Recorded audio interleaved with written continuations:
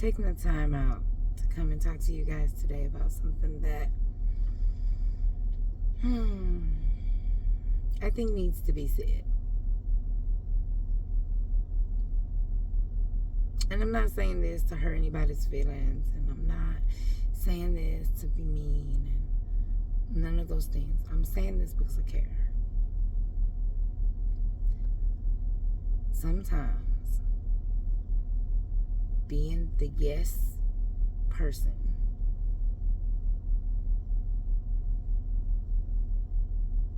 gets you hurt. Oh, my ear. Okay. Being that yes person, let's talk about that.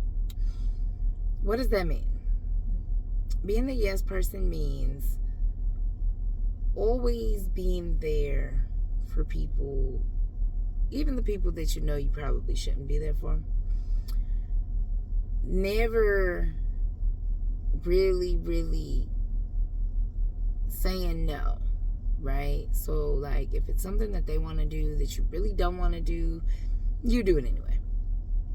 If they want something or need something from you and you don't really have it, but you give it anyway, right? And now, don't get me wrong, because I'm a very, very, very, very caring person. There's a difference between being helpful and being a hindrance. There's also a very, very big difference between someone knowing that you'll have their back and someone taking advantage of your kindness, right? So at what point do you just start saying no? At what point? And don't get me wrong, because at one point that was me. At one point I was that person who was there for everybody who needed me. It didn't matter if I didn't know you. It didn't matter if you had never spoken to me before. Like, if you needed help, I was there. And one thing that I'm okay, let's just not bullshit. I learned my lesson. I learned my lesson about being there for people who didn't appreciate me. I learned my lesson about keeping myself in environments that meant me no harm, but also meant me no good, right? So sometimes we don't see the signs that we are outgrowing particular individuals or particular circumstances or environments, and it becomes a hindrance to us, right? We have to, and I say we because I'm talking to myself too, because I also need reminders, right? We have to put our foot down and just start saying no, right? And I have done this before, and this is why I'm saying something, because I notice these things in myself, and I feel like somebody out there just needs to hear, bro, it is okay to say no. Like, just no. Practice it with me. No. Because guess what? If you don't want to do something, you shouldn't have to do it. If that person gets upset with you for not wanting to do said thing, oh well, it sounds like a personal issue to me. But I'm saying this because I feel like we are so scared to lose people if we say no, right? Let me move closer so that you guys can actually, see me. It's cold out here, so I am bundled up, okay? But that's what living in a place that gets snow randomly you have to deal with. So it is what it is. I'm out here in the cold. I'm talking to you guys. I got my car running. So if you hear something, that is the engine. And it is what it is. It didn't stop me from coming to discuss with you some things that I've noticed about not only other people, but about myself at one point too. It's not as bad as it used to be. But that is because 2024 was my year of no. As a life coach, it is very important to me that I'm not just telling people to do things that I don't know if they work, right? So I have experimented with this. Not only have I experimented with this after my own personal endeavors, I've also come up with a curriculum to help other people. This is the power of no, right? When you start telling people no, you liberate yourself. When you start telling people no, you free yourself of the responsibility of other people's feelings. Did you hear that? You don't have to care. You don't have to care. You don't have to care. Respectfully, of course, right? Because we care about everyone, or at least I know that I care about everyone. But you know what? I care about myself too. And at what point do I stop hindering myself in order to be helpful to other people? When I was saying yes to everything, no one really appreciated my presence because I was always there. They knew that I was going to be there regardless. No matter what happened, I was going to be there. And then I just started saying no. And then therefore there was no expectation for me to go places or for me to do things that I didn't want to do. And let's also think about the fact that we sometimes agree to do things that we later change our minds and decide that we don't want to do. And that should be okay. That should totally be okay. There is no reason why, if you change your mind, it should be like a crime. Like, everybody changes their mind all the time. Like, bro, I have ADHD. I change my mind all the time. Like, what do you mean? I don't understand why it is such a big deal when people decide to stand up for themselves and say no. Or when people decide to stand up for themselves and say, I don't want to do this. Have fun. That should be okay, right? In the event that you feel like just saying no all the time is just too much for you, I got you. When you are given an opportunity to make a decision about something, take a second and think about it. How does it make you feel? Does it make you feel icky? Does it make you feel happy? Does it make you feel excited? Or does it make you feel like, I got other things I could be doing?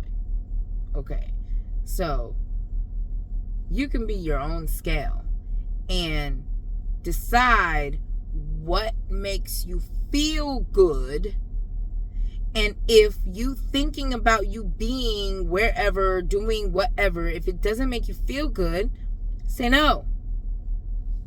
It's real simple, right? But sometimes the simplest things are the hardest. And I know firsthand, sometimes the simplest things are the hardest. And that is okay. That is okay. That is fine. As long as you at some point understand that your no protects you. Your no allows you to be justified in what you do and don't want, right? And when you start respecting yourself and respecting your feelings, you start to develop a trust trust in your abilities to make the right decisions for yourself, right? Because I know firsthand that sometimes I made a lot of bad decisions, and at some point I stopped trusting my own judgment, and it was like I needed validation on everything.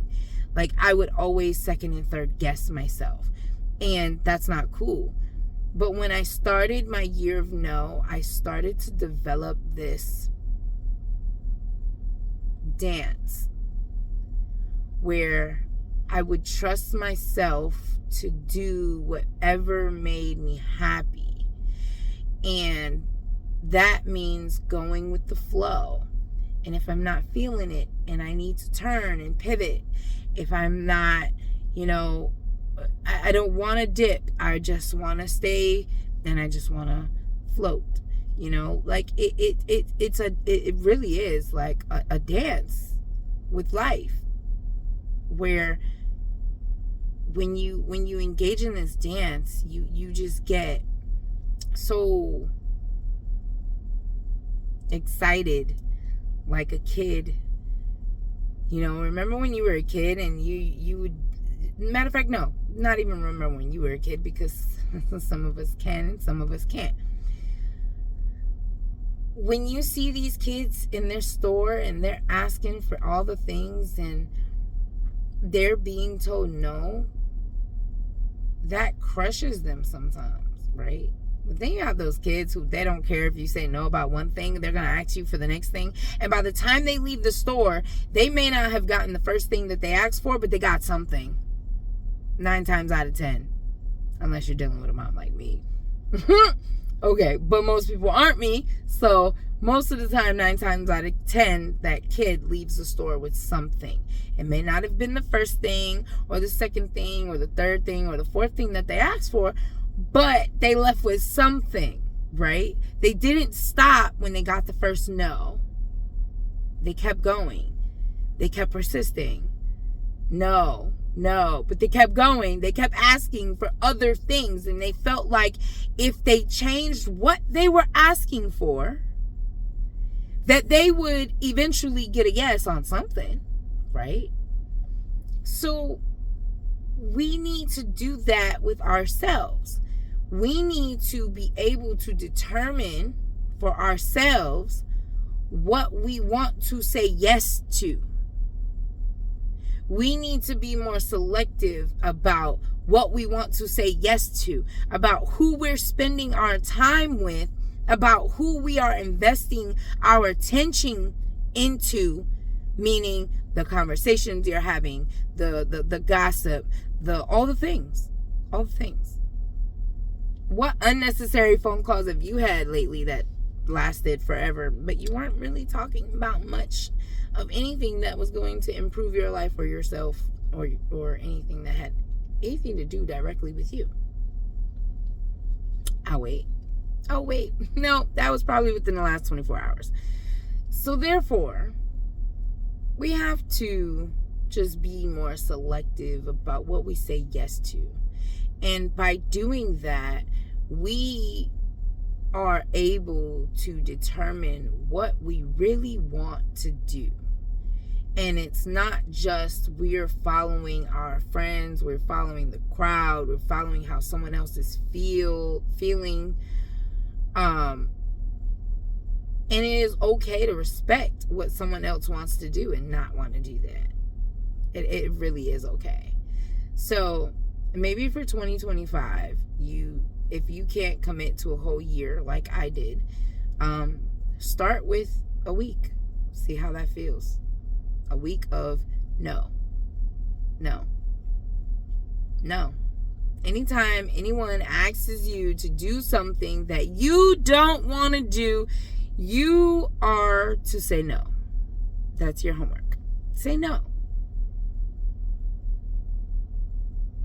And let's see how that makes you feel at the end of the week. And then drop your comments below and let me know if this was something that helped you say yes less and know more. If it helped you determine or gauge how you wanted to go about your day, and if it made you feel differently, right? We all owe it to ourselves to respect ourselves, to respect our time, to respect our dedication to our lives, right? And I have so much respect for my decisions now that it's ridiculous. So start with 7 days. Hell, start with a day, 24 hours. See how it makes you feel. If that felt good, do it again. Eventually you'll get to a week. Eventually you'll get to 2 weeks. Eventually you'll get to 30 days. And you will start to develop a dance with yourself, teaching you how to love you, how to respect you, how to appreciate your time, and not always being helpful to everyone else. Okay? Let's make 2025 your year of being helpful to yourself. All right? I'm getting cold, so I'm going to go in the house. I hope everyone has a wonderful night. Let me know down in the comments how this resonated with you, and I will talk to you again soon.